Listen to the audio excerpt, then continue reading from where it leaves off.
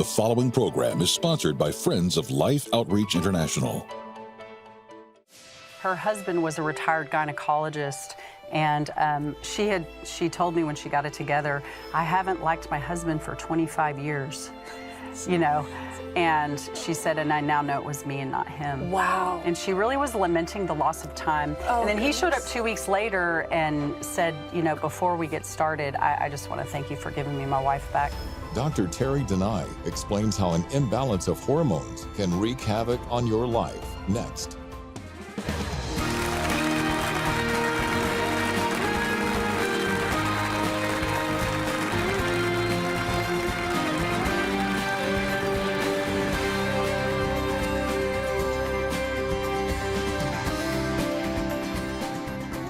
Everybody, welcome to Life Today. I'm Tammy Trent, and I'm so glad you're here today. And I think you're going to be so glad you're here today, too, because we have Dr. Terri DeNeui with us, who is a leader in the field of hormone health and wellness.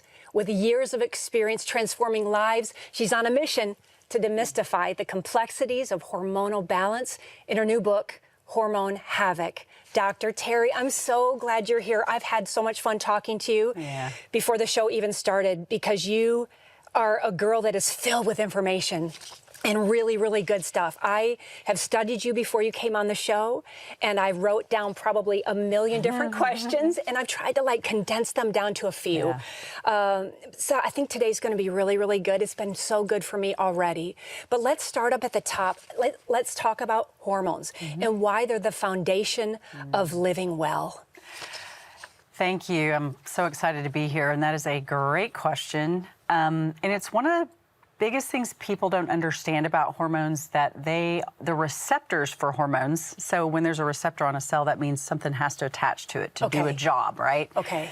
Are literally in every single cell in the human body, head to toe. So it is foundational to every body system. The word hormone in the Greek actually means to impel, to urge, to move on, to cause, to be active, right? So the meaning of the word itself kind of explains how important it is for every single system in the body. Heart, cardiovascular, bone, skin, gut, brain especially, and the list goes on and on, every single. So it affects everything. About our well-being, whether it's our anxiety, depression, brain fog, focus, happiness. It affects everything. Energy, pain, sleep. So when do we start losing that? You know, I've learned as I've gotten older at 56, gosh, at 30, maybe some things started depleting. At 40, even more. At 50, I'm like, what do I do now? I'm without. And I think so many of our worlds feel upside down, and we don't know how to get our life back. And so many times I've gone to the doctor too, and I've gotten a quick fix, but I don't feel like it's really fixed me or taken care of things, but it's maybe masked something or just temporarily. And I don't know that medicine was always meant to be temporary as much as it is. Let's get to the root problem here. Okay, if somebody feels like their life is upside down, what steps can they take to find wellness again? Yeah, so you said a lot there, and you said a lot of really important things. One is, when does this start? How do I know something's going on hormonally? And it's a little different for women than men. In women, it typically starts after that second baby. Actually, no matter the age, we tend to not really bounce back. Our testosterone decline happens quite significantly after a second child. But then for women, that's the first hormone that goes. And a lot of women don't even realize that their ovaries make testosterone. They've heard about estrogen and progesterone probably, but not testosterone. So testosterone is the first hormone that starts to decline in women, and that typically starts in our 30s. And then in our 40s, progesterone starts to decline. And of course, we all know about in our 50s is when we have that estrogen decline. And for men, it's a little bit slower. Men tend to start to decline normally in their 40s, and by the time they're 50s, they're feeling that testosterone being low.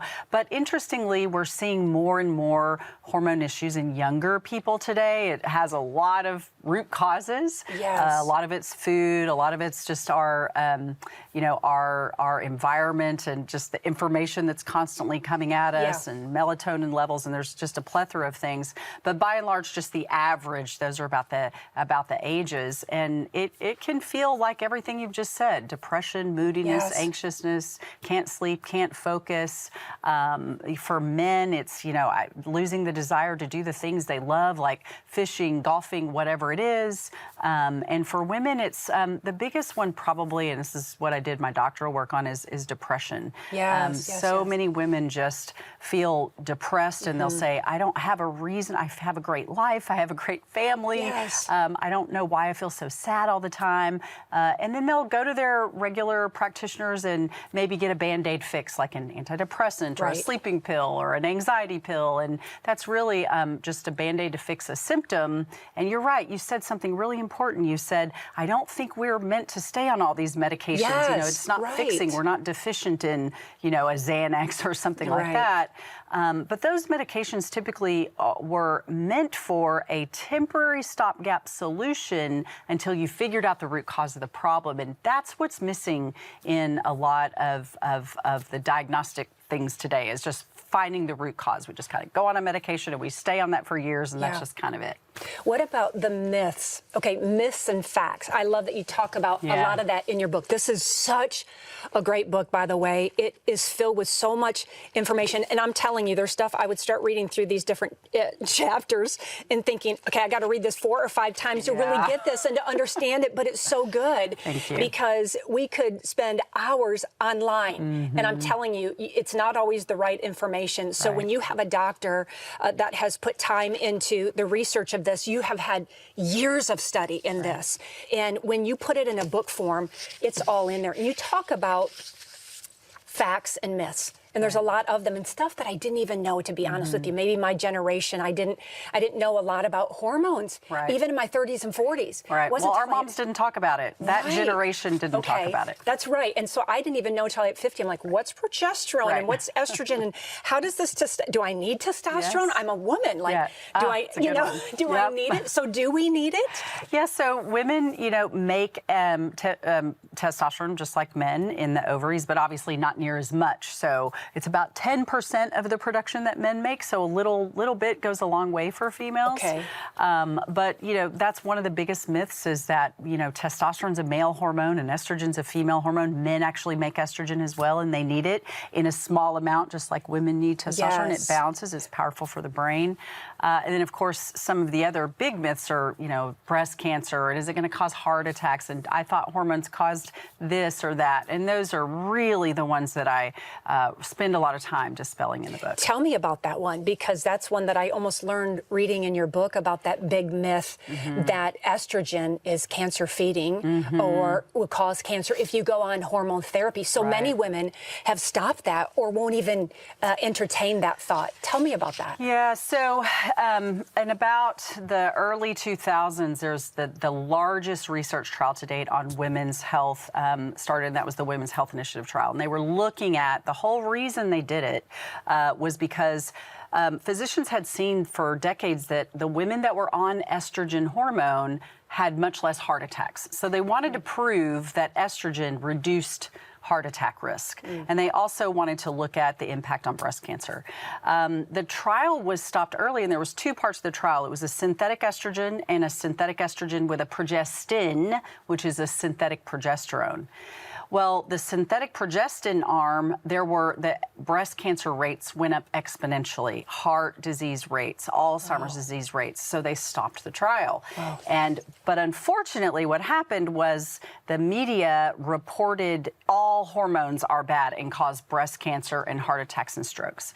And it was really just that one arm. And so everybody kind of threw the baby out with the bathwater. Physicians quit prescribing. Patients were flushing their toilet, hormones down the toilet. And then a month later, they were either literally suicidal or homicidal. They needed their hormones and they couldn't get them.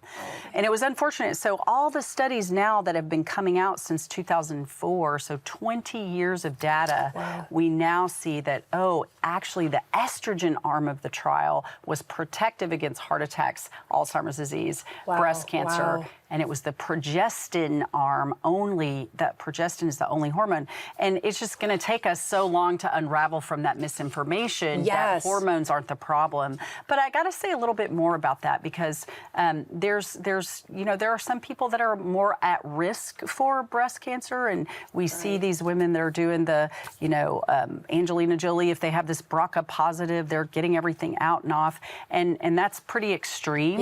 And it has a lot to do with hormone metabolism, what's your diet like, and that's just something that we don't talk about in medicine. We're not talking about sugar and its impact on cancer. So just kind of don't want to throw that hormone baby out with the bathwater. We got to kind of look at everything that's going on in that individual. Totally. Okay, so from your book, I wrote a couple of things down. Tell me, myth or fact. Hormones have no impact on mental health. Myth. Total False. myth. Totally false. So it has everything to do with your mental health. I can speak to that personally. Can you? Well, how can you personally? Well, besides all the patients, that I've seen, but even when I first started in this space, I mean, I came from a hospitalist emergency medicine background, and really became really disenchanted with kind of how we're doing medicine with just prescription. And when I started learning about hormones, it was pretty interesting. I started seeing depression and anxiety completely resolving in the majority of my patients, just with testosterone and progesterone only.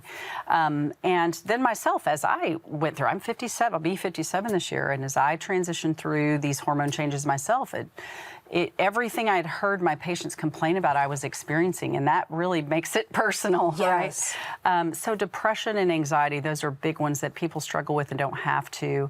And then, of course, just memory. I mean, we know now estrogen plays a huge role in the brain and memory. It is. I need more. It is. I need more. I mean, seriously, that's how I kind of know sometimes when my estrogen's low. I'm like, where am I? Where's my car? I run down the stairs and I'm like, what am I doing down here? I need more estrogen.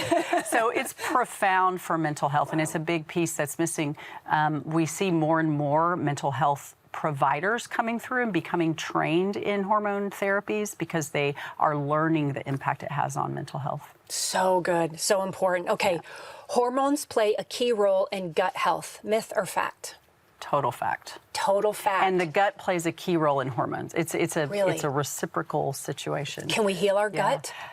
We should be healing our gut. Our guts are pretty messed up pretty much as a country, just our food and just the lack of fiber and things like that. But it has everything to do with, a lot of people are taking probiotics, but they don't really understand why they're taking probiotics. I've got mine in me right now. Yeah, exactly. And I think it's because I'm strengthening my gut. Yeah, so we have good bacteria in the gut and bad bacteria in the gut. And probiotics feed the good bacteria so they grow, and the good bacteria eat the bad bacteria, right? Okay. But when you have an imbalance and you have more bad bacteria than good, these bad bacteria release these enzymes, these molecules really called lipopolysaccharides that cause a huge amount of inflammation in the body, but it also disrupts your hormone metabolism and can cause a lot of hormone issues. So inflammation is a big deal too. Oh, yeah. Trying to manage that and dealing with things in our gut. So I want to ask you about them probiotics when I'm thinking about that. Should I take 30 million, billion, 40 million, billion is more better? Or is it also quality over quantity? Do I get the live ones at the store, or can I take a plant-based? I mean, maybe that's a whole nother show for us. It's a whole nother show, boy. And let me tell you, speaking of a whole nother show, you're going to love this because starting very soon, we're going to actually, every Wednesday, we're going to do a Wellness Wednesday. And maybe you can come back for that. We're going to dedicate it to that. We could do a whole show on gut. Seriously. So maybe we'll bring you back for that. We'll have a conversation about that. That'd be great. But yeah, I mean, there's so much about our gut too. So if our gut is out of whack and not imbalanced, is it throwing off the hormones that I'm putting in my body right now? It's throwing off the hormone metabolism for sure.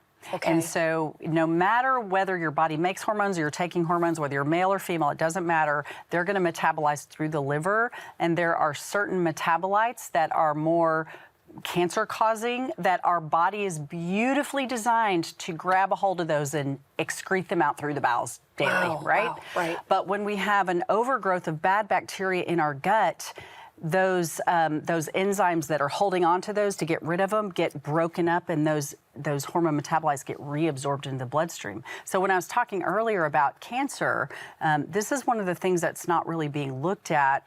It is in more progressive cancer, clinics, but the gut's role in that, and it does play a huge role in hormone metabolism. So interesting. Okay, fact or myth? Testosterone therapy always leads to aggressive behavior in men. That is a total myth. It's a myth. It's a myth. So men can be out of balance also with their hormones. Oh, absolutely. So if women are watching right now and you feel like I am going to scream, my marriage is at a brink right now, and my husband is not a nice man, could his hormones be out of whack? 100%. He's probably has low testosterone. And I have to tell you, I just have to say this because this is one of the things I hear all the time. My doctor said my hormones are normal. Right. And oh my goodness, I hear it all the time too, because I'm in a range. Right. I'm in a range, but I'm not optimal. Right. So that reference range, just so you know, is that specific lab that your practitioner used.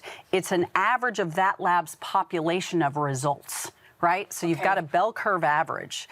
And what I tell people, and it's an average of really a lot of sick, unhealthy Americans, right? Okay. So you would always kind of want to be on the right side of that bell curve. So a male testosterone normal, and I don't like the word normal, reference range is about 200 to about 1100. Well, what we know is when men have testosterone levels under 600, his risk for all cause of disease and death goes up. So why would I want to be on the left side of the bell curve? I want to be on the right side of the bell curve. Yes. And that's really important to understand about testosterone. But yes, men can actually, they get really grumpy. You know the movie Grumpy Old Men? Those guys just needed some testosterone. Give them some testosterone. They can get grumpy. With the myth about aggression and all of that comes from the anabolic steroid world, where those bodybuilders, they shoot their testosterone levels up really, really high, and it's with synthetic testosterone that can cause a lot of aggression and anger. Yeah. So it's all about the medication, the modality, and how high are your levels and those kinds of things. Yeah, I love when you talk in your book about, you have so many great stories too, and you talk about a patient named Bobby, I think, that came in, that you treated her, and then she came in for a follow-up, and you asked how she was doing. She started crying, and you're like, oh no. But I love what happens after that. Yeah, her husband was a retired gynecologist, and she told me when she got it together, I haven't liked my husband for 25 years, you know. And she said, and I now know it was me and not him. Wow. And she really was lamenting the loss of time. And then he showed up 2 weeks later and said, you know, before we get started, I just want to thank you for giving me my wife back. I can't tell you how many stories like that. And he also said, had I known about this therapy when I was practicing, I would have put every woman on it. So interesting. And it just, it was profound for their family. Their daughters are patients, and, you know, it really is so important. I believe it, Dr. Terri, and I feel it in my own life. You know, being on bioidentical hormones myself, the last 6 months has been a huge change for me. I have felt better balance in my life. I felt clarity. Clarity is huge. Maybe some of the people here don't agree. That's okay.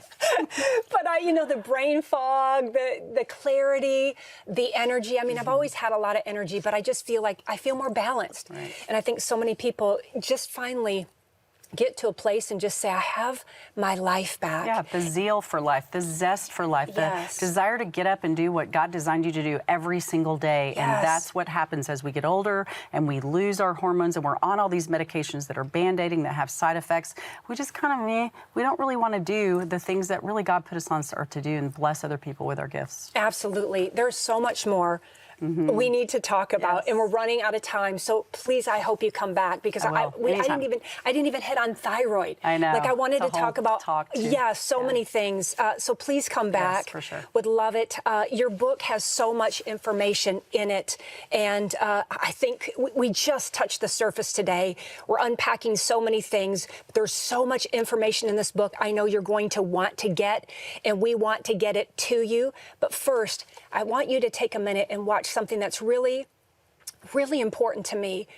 When I think about health, I think about these precious people that are fighting so hard for wellness and for health and are extremely limited But I believe that there's one amazing thing that we could at least do today to bring them better health and better wellness in their bodies.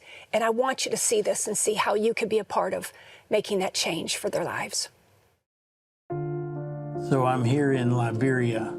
We're here speaking to these families about the loss that they are suffering because of the lack of clean drinking water. Many families have suffered from cholera and other waterborne illnesses. And I'm in the home of a young woman named Blessing today. Blessing's here with her brand new baby. So, Blessing, I know that you lost a child. Tell me your baby's name that you lost. Maurice. Maurice. And do you know why he died? De yoa ya kue pompe ya kadu yoa yi ekpoada yi pu yi be ya mwen do yi akolo la ka do ya ke epe ya do ya ke e pe ba ke ka. Now that you have this new baby Cyrus, how do you give him water? What are you doing now? Zan dia lo zo kan ye an gban ye ba nga do kun abi do de kan yi nu de ka ya ka bu ma ye ka ya no go. We know you need clean water. But if you could talk to my friends back home, what would you say to them to help prevent Cyrus's ever having to drink that dirty water again? Para be men mo le to I ho ti do ipo I be abi do I be o le gbe ka o I ba pompe nu ko bu ma ye an ka ya no go. Can we please make her generation the last generation that ever has to suffer from the lack of clean water? That we will be able to bring water for life to Blessings Village and villages just like Blessings all over the world, because you have a dream, you have a prayer. It just simply takes us being like Jesus, being willing to make a sacrifice, to be a blessing. Every day, these families are doing everything they can to try to find clean water, but it's simply not there. They'll scoop out what looks like the cleanest water, but in reality, it's just as contaminated as the rest. To them, it looks like hope, but it's a counterfeit, and it's especially making these little ones very sick. Their little bodies just can't process this dirty, unclean water. And the truth is, it's the only water source they have. And believe me, they're fully aware that with every sip they take, there's always that chance or that thought of death. But without it, they'll surely die. What horrible options that is. I can't even fully grasp the depth of the heartache that this kind of water brings to these villages, watching your children dying because of it. You know, this crisis is generational, and it can't change. It won't change unless help arrives. You and I together, we can help. We can help change that for them and for future generations to come by giving them access to clean water, life-giving water. But we have to act now to ensure that these children not only survive, but they thrive. And that entire community, all these communities, all these villages, all around, that they're given a chance to flourish. I love when John asked Blessing if she could talk to us here at home, what would she say? And she said, pray. The first thing she said was, pray. I love that she knows the power of prayer, powerful prayer, and prayer truly changes things. It has the power to transform hearts and inspire actions to help bring change. So my prayer today is that we would align ourselves with compassion and purpose and feel motivated to respond as God's people. And here's what that would look like. For $48, you can help provide safe, clean drinking water for 10 people for life. For $144, you can help provide water for 30 people. And for $4,800, you can help drill an entire well, which will on average provide water for a total of 1,000 people for life. This is the last week we'll be bringing this to you, the Water for Life emphasis. So let's give them real hope today by giving them real water for life. Every day, thousands of lives are lost to a waterborne disease, and nearly half of those are children under the age of 5. Through Mission Water for Life, now in its 25th year, you can give mothers hope and children a future as we provide clean, life-giving water for thousands of children and their families before it's too late. With your gift today, you can help drill and establish 350 water wells this year. Your gift of $24 will help provide clean water for 5 children.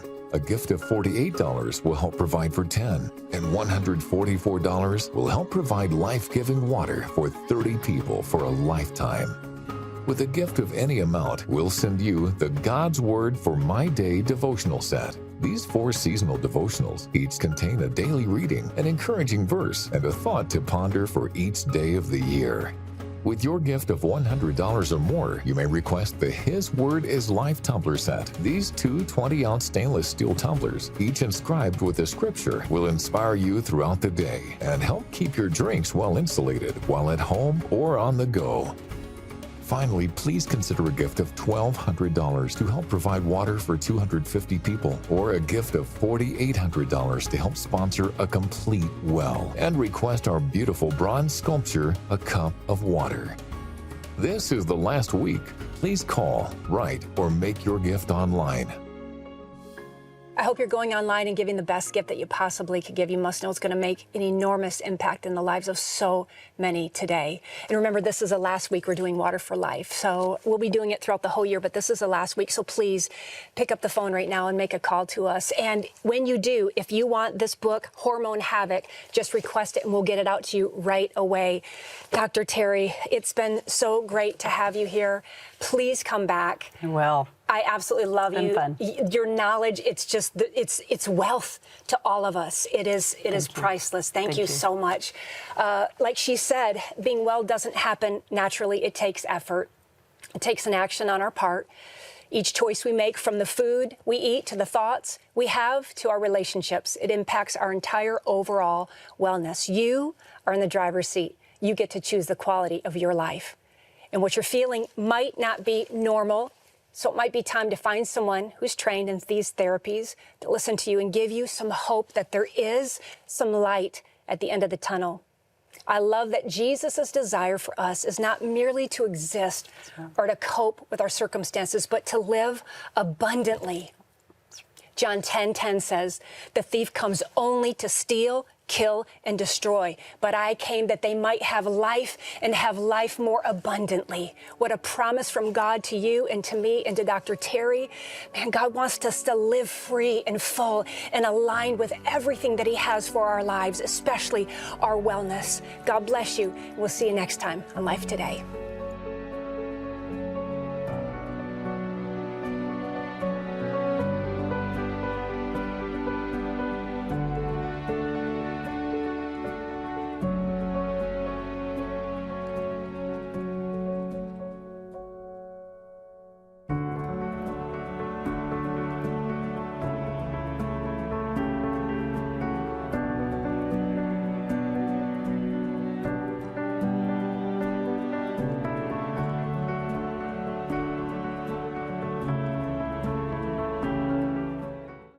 Tomorrow on Life Today, join Kathy Lee Gifford as she explores the interwoven lives of King Herod and Mary, Mother of Jesus.